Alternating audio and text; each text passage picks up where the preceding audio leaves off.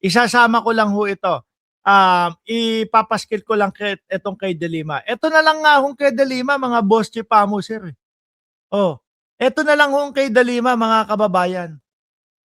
Nakatanggap daw po ng maleta si dating senadora at ngayon po ay Congresswoman Leila De Lima ng maleta. Una, maleta. Nung nabuko, naging ano na lang po, paper bag na lang po, mga kababayan. Nung nalaman na nakakulong pala o kalalabas pa lang ng kulungan ni Senadora ni Congresswoman De Lima, biglang na-oversight lang daw po nila. Ano ba talaga, mga kuya? Diba? Isa po yan, mga kababayan, sa pagsisinungaling nitong 18 mariteso, mga bossing. No? O, tuloy, nasa si Baligod ulit. Baligod! Inhibit si Tulpo. February 13, 2013. No?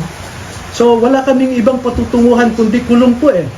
Ha? And that is Doon talaga kayo pupunta. Pagka natapos lahat ng ito, ay sandali, sandali lang.